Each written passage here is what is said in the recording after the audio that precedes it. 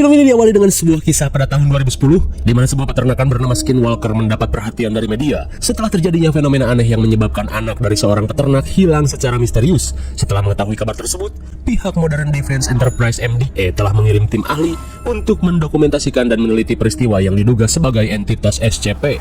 Dan kini, kita akan menyaksikan dokumentasi dari tim MDE yang ditemukan oleh seorang jurnalis bernama Jacob dari sumber yang dirahasiakan. Namun setelah Jacob menemukan rekaman tersebut, ia pun dinyatakan hilang secara misterius pada tanggal 18 Januari 2013. Kemudian, kisah beralih pada tanggal 11 November 2010. Terlihat seorang ibu sedang mengabadikan pesta perayaan ulang tahun anaknya bernama Cody. Tak lama kemudian, terlihat si ayah yang bernama John datang memberi kejutan. We'll all be playing baseball together. Setelah mendapat hadiah, John mengajak Cody bermain di lapangan. I pulled a muscle. Okay. What the hell is that? My God. Entah apa yang sebenarnya terjadi. Tiba-tiba saja Cody hilang setelah disambar cahaya misterius. Hingga setelah kejadian tersebut, tim MDE mulai melakukan penyelidikan pada tanggal 1 Agustus 2011. I don't think Hoyt had anything to do with it. But right after it happened. I didn't talk to him at length about it, but Show it to me, and then I'll believe it. That's why he's left alone? Singkat waktu, scene beralih pada tim MDE yang melakukan wawancara pada warga terkait kejadian hilangnya seorang bocil secara misterius. Dan menurut beberapa warga, mereka menganggap jika si pemilik peternakan hanya melakukan gimmick agar bisa terkenal. Namun ada juga yang meyakini jika peternakan Skinwalker yang berada di wilayah luas dan terpencil sering didatangi makhluk asing alias SCP. Singkat waktu, pada tanggal 2 Agustus, tim MDE yang terdiri dari 6 orang mulai mendokumentasikan perkenalan sebelum melakukan penelitian di peternakan John. Dan yang pertama adalah pria bewok bernama Sam yang berperan sebagai leader. Kedua, seorang jurnalis bernama Cameron yang bertugas melakukan observasi. Ketiga, pria bernama Britton yang akan bertugas sebagai kameramen karena katanya kameramen selalu selamat dalam hal apapun. Lalu yang keempat adalah seorang kewes bernama Lisa yang akan bertugas sebagai ahli medis dan ahli anatomi hewan. Kelima, pria berkacamata bernama Matt, seorang pekerja lab yang kali ini akan bekerja sebagai supir atau koki. Dan yang terakhir, seorang mantan tentara bernama Ray yang bertugas sebagai keamanan dan mengawasi kamera dan rekaman CCTV. Setelah perkenalan, terlihat mereka pun diajak John pergi ke suatu tempat karena ada sesuatu hal yang ingin ditunjukkan.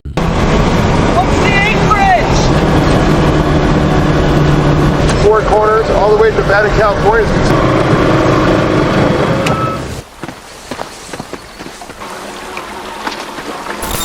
Rupanya John meminta Lisa untuk mengecek bangkai Kijang yang diduga mati mendadak. Namun setelah dicek, Lisa berkata jika Kijang ini mati karena penyakit dan bukan diserang sesuatu. Di malam harinya, Ray memberitahu semua orang jika dirinya telah memasang beberapa kamera CCTV untuk mengawasi sekitar peternakan dan juga setiap sudut rumah. Camera 1's a wide shot, camera 2 is wide of the house, camera 3 is of camera 4 is of camera 5 is inside the barn. Yeah, but where do you want me to go? This is the living room. It is. Bedroom 1, bedroom 2, the dining room. Got the basement. What? Oh my God! Alright, this works. God damn. Di tengah malam, terlihat Cameron merekam vlog daily-nya dan menceritakan saat pertama kali melakukan penelitian di tempat ini. Tak lama kemudian, ia pun dihampiri Lisa untuk membantu Cameron nge-vlog. Well, as long as you don't use this thing for me. Sadly, they are gone. Scout's honor. Oh, Right. It's not long been unsound.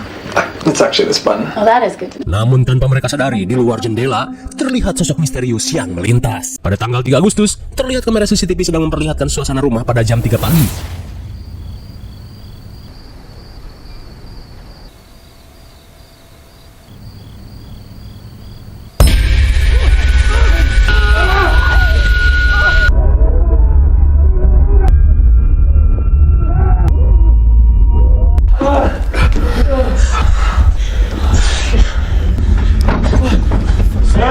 Sontak mereka pun heran setelah terbangunkan suara bising dan kegaduhan dari arah atap. Dirasa ada sesuatu, mereka pun bergegas mengeceknya.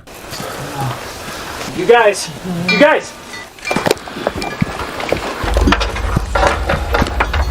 Sontak Britton si kameramen kaget saat menemukan puluhan bangkai kelelawar di atas genteng. Beberapa saat kemudian, terlihat Lisa yang selesai meneliti bangkai mengatakan jika kelelawar ini tidak mengalami luka sedikit pun, namun mati secara bersamaan. Meskipun terdengar aneh, mereka yang belum menemukan petunjuk memutuskan untuk kembali tidur.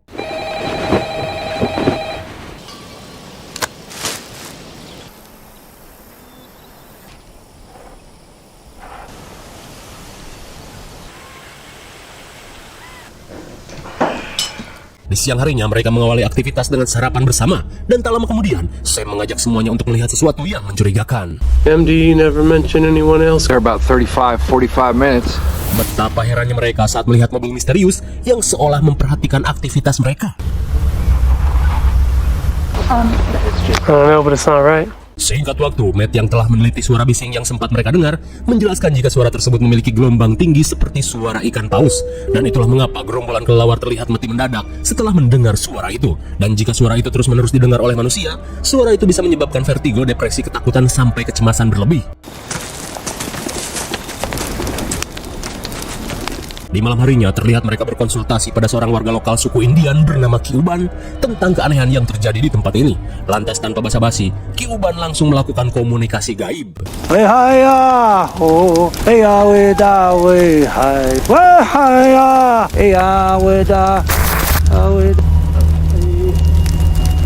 Seakan diterjang energi gaib, Kyuban langsung sesak napas. Dan seolah mengetahui sesuatu, Kyuban hanya memperingatkan mereka untuk segera pergi saja dari tempat ini. Pada tanggal 4 Agustus di jam 1 malam, Cameron kembali membuat vlog dan menceritakan rumor makhluk yang disebut SCP.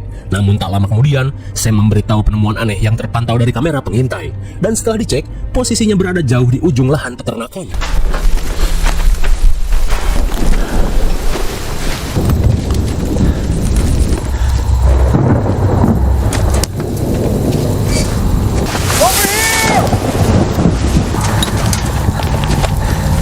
Di tengah pencarian, mereka pun menemukan bangkai hewan yang mati secara tidak lazim. Bahkan setelah dicek, bangkai ini tidak memiliki darah setetes pun.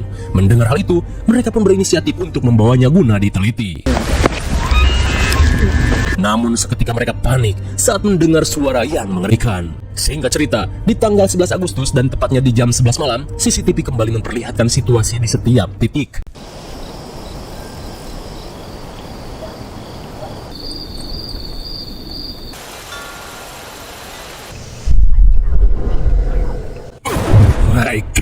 Tanpa Lisa sadari, sosok Cody melintas di belakangnya hingga energi itu membuat Lisa mimisan. Di tanggal 12 Agustus, Ray dan yang lainnya heran saat kamera menangkap penampakan Cody di dapur. This is a tape from the 9th, August 8th. 11:11 every night. Dan yang lebih mencengangkan, rupanya setiap jam 11:11, sosok Cody selalu tertangkap kamera di tempat yang sama. Mengingat sekarang jam 11:10, Sam mengajak semuanya untuk melihat langsung ke dapur. Okay, we're at 10.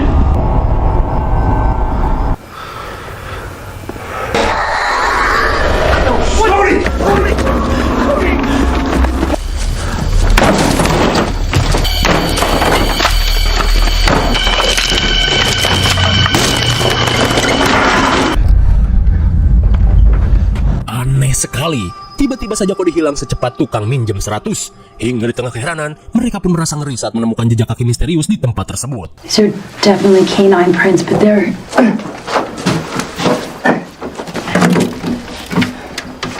Di saat itu pula, Matt menemukan sebuah kotak yang terkubur. What the hell is that, Sam?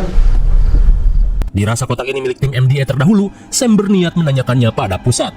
Hingga sekembalinya ke rumah, Sam yang telah mendapat informasi dari pusat berkata, jika sejak tahun 1967 sampai 1971, tim MDA memang sering melakukan penelitian di wilayah ini karena selalu terdeteksi sebuah keganjilan. Mendengar hal itu, sontak membuat John kesal karena ia merasa jika Sam dan timnya bukan berencana untuk mencari keberadaan anaknya, melainkan hanya untuk melakukan penelitian saja. Hingga terjadilah cekcok hebat antara John dan Sam. Sesaat kemudian, Matt menunjukkan temuan kaset jadul yang digunakan pada tahun 60 sampai 70-an dan diduga milik peneliti terdahulu di tempat ini. Kemudian Ray berniat memeriksa rekaman tersebut.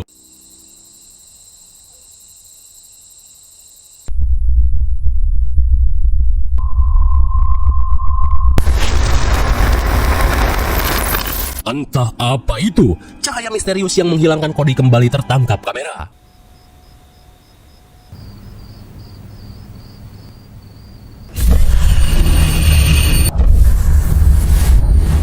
Melihat kilauan cahaya, Britton yang terbangun berniat merekam fenomena itu.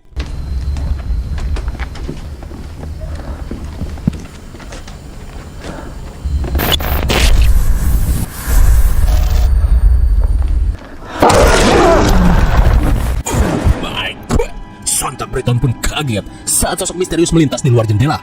Sesaat kemudian, Britton meminta Ray mengecek CCTV, dan ternyata sosok yang ia lihat adalah sosok Roger hitam yang sangat besar. Melihat hal itu, John mengajak semua orang untuk memburu makhluk tersebut. Well, I think we should be looking for the tracks. I'd say it was easily 500 pounds. That thing was huge.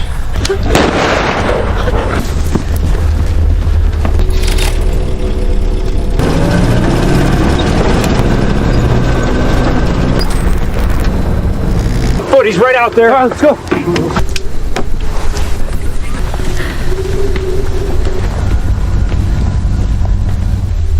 Look at that. Wait, where'd it go? Sontak mereka pun heran dengan si Roger yang menghilang begitu cepat. Namun di saat itu pula mereka menemukan sebuah lubang aneh. Bahkan John tidak mengetahuinya. Dirasa si Roger kabur ke lubang ini, mereka langsung mengejarnya.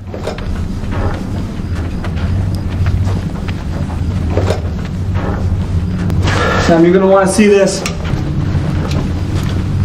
How old do you think that is? Brittany, look at this. Di tengah penemuan gua yang mencengangkan, mereka pun menduga jika gua ini sudah berumur miliaran tahun. Dan saat melihat tengkorak manusia, mereka pun yakin jika tim MDA terdahulu pernah datang ke tempat ini. Lalu tiba-tiba,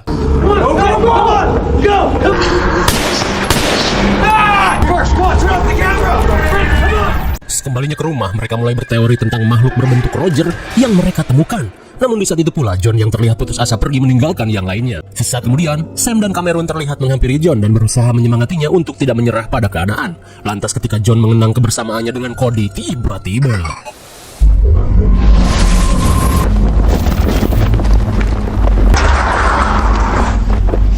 namun setelah dicek tak ada apapun di lumbung. Lantas mereka langsung mengecek loteng.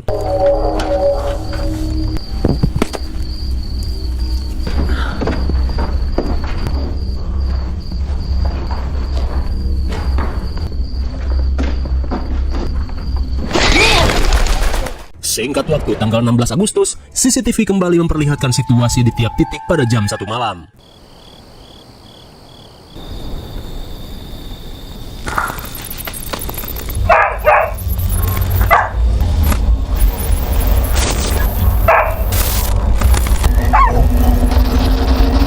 Entah apa yang sebenarnya terjadi, tiba-tiba asup peliharaan John tewas bak dicekik sesuatu. Di saat itu pula, Ray mengalami kesulitan saat kamera yang terpasang di ladang mati mendadak. Kemudian Matt diminta mengecek keadaan kamera tersebut. For focus. Thanks, buddy.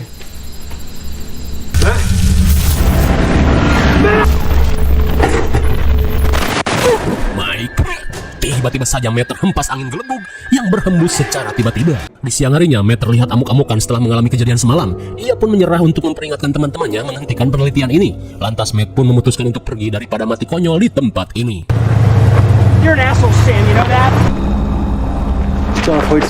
Beberapa saat kemudian, Ray yang berhasil menyalin rekaman jadul milik MDA terdahulu meminta rekan-rekannya untuk melihat isi rekaman ini.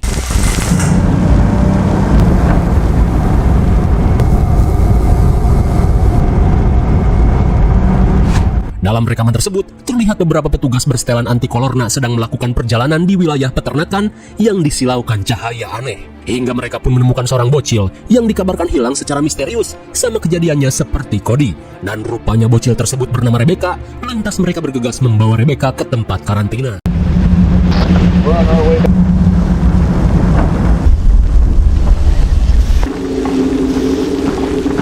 Setibanya di sebuah posko, Rebecca langsung digiring untuk dikarantina sekaligus dilakukan penelitian karena terindikasi terpapar oleh sosok entitas yang disebut SCP.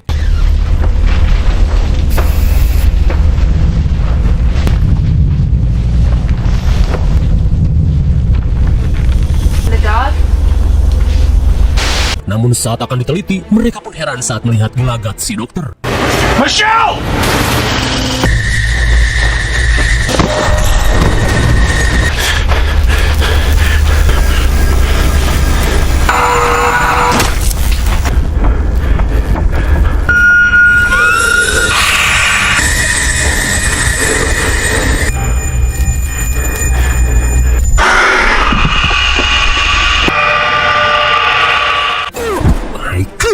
Ternyata tubuh Rebecca telah dikuasai sosok SCP. Setelah melihat rekaman tadi, Cameron kembali nge-vlog dan berkata jika rekaman yang tadi benar-benar asli, maka saat ini mereka semua dalam bahaya. Karena ada entitas aneh yang tak bisa dijelaskan telah menguasai tempat ini.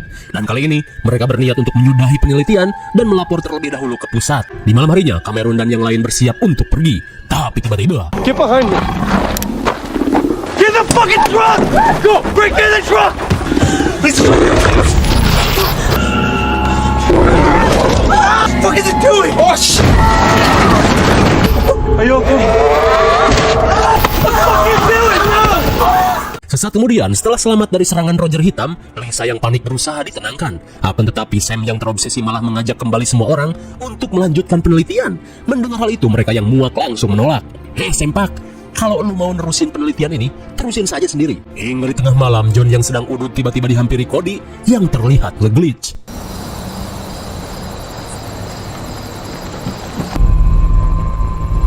Cody! Kira-kira kemanakah John mengejar Cody? Sementara itu, Ray dan yang lainnya bergegas pergi dari tempat ini. Oh my god. Sungguh di luar nurul. Dalam sekejap saja mobil yang akan mereka gunakan kabur tiba-tiba ringsek seperti panci kreditan.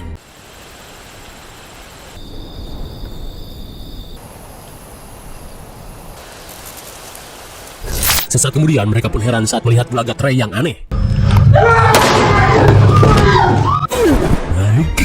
Setelah mendengar suara infrasonik, Ray pun melakukan diskon usia. Namun kengerian tak sampai di situ.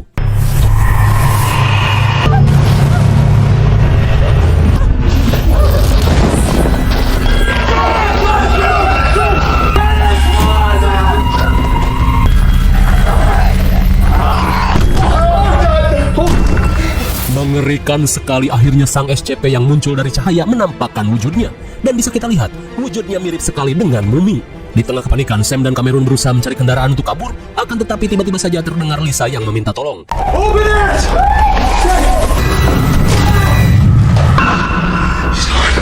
Setelah Lisa digondol cahaya, Cameron langsung berlari untuk mencari Sam. Akan tetapi sebenarnya Sam sudah digondol bersamaan dengan Lisa.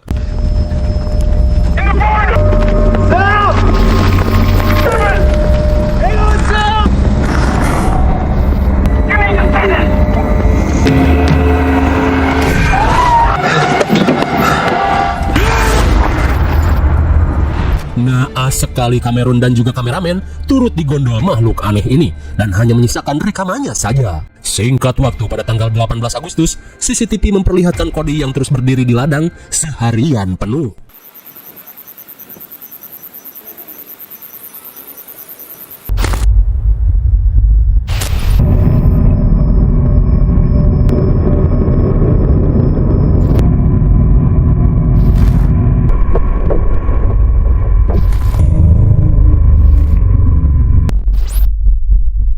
Ternyata sosok yang meneror dan menangkap semua orang adalah SCP alien dengan pesawatnya. Lalu, film pun sudah berakhir.